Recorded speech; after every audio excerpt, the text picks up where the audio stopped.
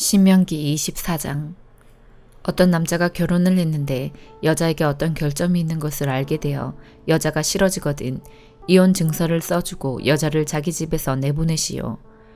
여자가 그의 집을 떠나 다른 남자와 결혼했는데 여자의 두 번째 남자도 그 여자가 싫어져서 이혼 증서를 써주고 자기 집에서 내보냈다거나 아니면 여자의 두 번째 남편이 죽었다거나 했다면 어떤 경우든지 여자와 이혼한 첫 번째 남편은 그 여자와 다시 결혼하지 마시오.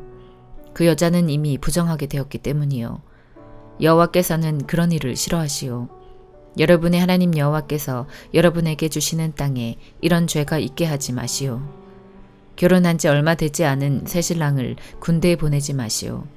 그리고 그 밖에 다른 의무를 갖게 하지도 마시오. 그가 1년 동안 자유롭게 집에 머물면서 새 신부를 행복하게 해주도록 하시오. 어떤 사람에게 무엇을 빌려주어 받을 것이 있다 하더라도 그의 맷돌을 가져가지 마시오. 윗짝이든 아랫짝이든 가져가지 마시오. 맷돌을 가져가는 것은 그의 목숨을 가져가는 것이나 같소. 이웃을 유괴하여 종으로 삼거나 파는 사람은 죽이시오.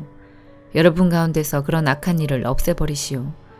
누구든지 문둥병에 걸린 사람이 있으면 조심하시오. 여러분은 레위 사람인 제사장이 가르쳐주는 대로 하시오. 내가 그들에게 명령한 것을 잘 지키시오. 여러분이 이집트에서 나오던 길에 여러분의 하나님 여호와께서 미리암에게 하신 일을 잘 기억하시오. 이웃에게 무엇을 빌려줄 때는 빌려준 것을 대신해서 맡아둘 것을 가지려고 그의 집으로 들어가지 마시오.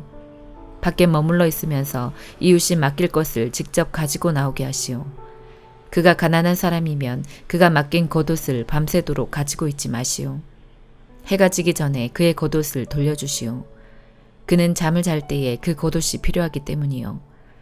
그는 잠자리에 누워 당신을 위해 복을 빌 것이며 그 일은 하나님 여호와께서 보시기에 옳은 일이 될 것이요. 이스라엘 백성이든지 여러분의 마을에서 함께 사는 외국인이든지 불쌍하고 가난한 일꾼을 억누르지 마시오. 해가 지기 전에 그에게 품삯을 주시오. 왜냐하면 그는 가난해서 돈이 당장 필요하기 때문이요. 그에게 돈을 주지 않으면 그가 여호와께 여러분에 대해 원망할 것이고 그렇게 되면 여러분에게 죄가 있게 되오. 자식이 잘못했다고 해서 부모를 죽이지 마시오. 그리고 부모가 잘못했다고 해서 자식을 죽여서도 안 돼요. 사람은 자기가 지은 죄로만 죽임을 당해야 하오. 외국인이나 고아의 재판이라고 불공평하게 다루지 마시오. 과부에게 무엇을 빌려주고 겉옷을 맡아두지 마시오. 여러분은 여러분이 이집트에서 종살이 했던 것과 여러분의 하나님 여호와께서 여러분을 구해주신 것을 기억하시오. 그 때문에 내가 여러분에게 이렇게 명령하는 것이오. 밭에서 추수할 때에 곡식 한 다발을 잊어버리고 왔더라도 돌아가서 다시 가져오지 마시오. 외국인과 고아와 과부가 가지게 내버려 두시오. 그러면 여러분의 하나님 여호와께서 여러분이 하는 모든 일에 복을 주실 것이요. 올리브 나무를 흔들어 열매를 떨어뜨린 후에 그 가지를 또다시 살피지 마시오. 남은 열매는 외국인과 고아와 과부가 가지게 내버려 두시오. 포도밭에서 포도를 딸 때도 따고 남은 것을 또 따지 마시오. 남은 포도는 외국인이나 고아와 과부가 가지게 내버려 두시오. 여러분도 이집트에서 종살이 했던 것을 기억하시오. 그 때문에 내가 여러분에게 이렇게 명령하는 것이요. 시편 114편. 이스라엘이 이집트에서 나왔을 때 야곱의 집이 다른 언어를 쓰는 백성들로부터 나왔을 때 유다는 하나님의 성전이 되었고 이스라엘은 그의 영토가 되었습니다. 바다가 보고 도망갔으며 요단강이 뒤로 물러섰습니다. 산들이 순양같이 뛰었고 언덕들은 어린 양처럼 뛰었습니다. 바다야, 왜 네가 도망갔으며 요단강아, 왜 네가 물러섰느냐? 너희 산들아, 왜 네가 순양처럼 뛰었으며 너희 언덕들아, 왜 어린 양처럼 뛰었느냐? 땅이여, 주 앞에서 떨지어다. 야곱의 하나님 앞에서 떨지어다. 그분은 바위를 연못이 되게 하신 분이요 단단한 바위를 샘이 되게 하신 분이시다. 시편 115편.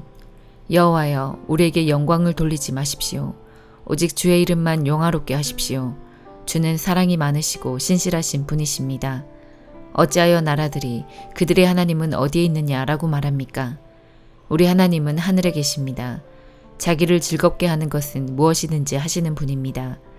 그러나 그들이 섬기는 우상들은 은과 금이요 사람의 손으로 만들어진 은과 금입니다.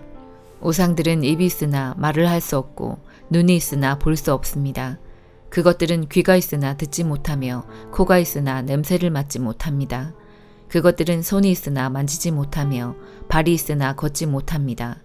그것들은 목구멍으로 아무런 소리를 낼 수 없습니다. 그런 우상들을 만드는 자들은 우상들과 같을 것이며 그것들을 의지하는 자들도 그러할 것입니다. 오 이스라엘의 집이여 여호와를 의지하십시오. 그분은 여러분을 돕는 분이요 방패가 되십니다. 오 아론의 집이여 여호와를 의지하십시오. 그분은 여러분을 돕는 분이요 방패가 되십니다. 여호와를 두려워하는 여러분이여 여호와를 의지하십시오. 그분은 여러분을 돕는 분이요 방패가 되십니다. 여호와는 우리를 기억하시며 우리에게 복을 주실 것입니다. 그분은 이스라엘의 집에 복을 주실 것이며 아론의 집에 복을 주실 것입니다. 그분은 여호와를 두려워하는 자들에게 복을 주실 것입니다. 작은 자들이나 큰 자들에게나 똑같이 복을 주실 것입니다. 여호와께서 여러분을 번성케 하시기를 바랍니다. 여러분과 여러분의 자녀 모두를 번창하게 하시기를 바랍니다. 여호와께서 여러분에게 복 주시기를 바랍니다. 하늘과 땅을 지으신 그분이 복 주시기를 바랍니다. 가장 높은 하늘이 여호와의 것입니다. 그러나 그분은 땅을 사람에게 주셨습니다. 여호와를 찬양하는 자는 죽은 자들이 아닙니다. 적막한 곳으로 내려가는 자들이 아닙니다. 여호와를 찬송하는 자는 우리입니다. 우리는 지금부터 영원히 찬송할 것입니다. 여호와를 찬양하십시오. 이사야 51장. 의로운 길을 가려는 사람, 나 여호와를 따르려는 사람아, 내 말을 들어라. 너희가 떨어져 나온 바위를 파낸 채석장을 곰곰이 생각해 보아라. 너희 조상 아브라함과 사라를 바라보아라. 내가 아브라함을 불렀을 때 오직 그 사람 하나뿐이었다.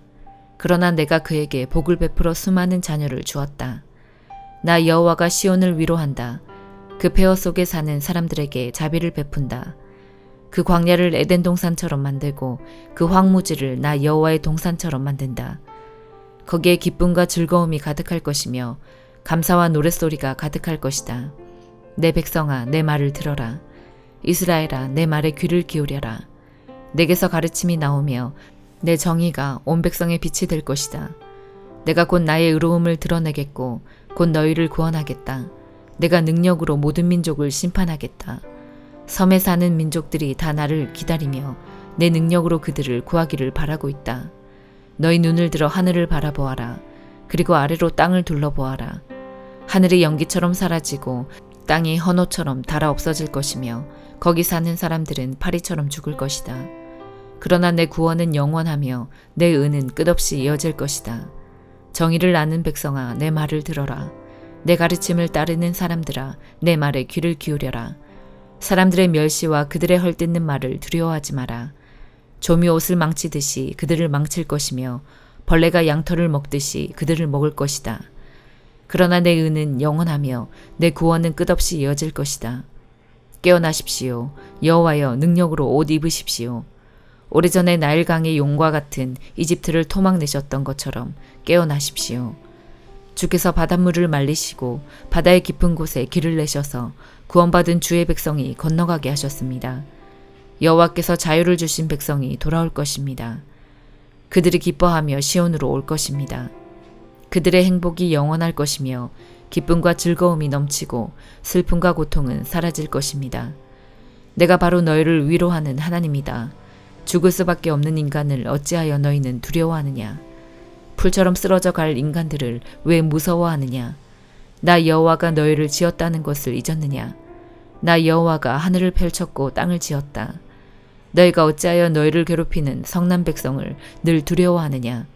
남을 멸망시키려고 하는 그 원수들이 지금 어디에 있느냐. 갇혀있는 포로들이 곧 풀려날 것이다. 그들은 감옥에서 죽지 않을 것이고 음식이 부족하게 되는 일도 없을 것이다. 왜냐하면 내가 여호와 너희의 하나님이기 때문이다. 내가 바다를 휘저어 거친 파도를 일으켰다. 내 이름은 만군의 여호와다. 내가 내 말을 너희에게 전해주고 내 손으로 너희를 감싸 보호해 주었다. 내가 하늘과 땅을 지었고 시온을 향해 너는 내 백성이다라고 하였다. 깨어라, 깨어라. 예루살렘아, 네가 여호와의 손에서 그분의 진노의 잔을 받아 마셨다. 여호와께서 진노의 잔을 너에게 주셔서 네가 비틀거리도록 마시게 하셨다.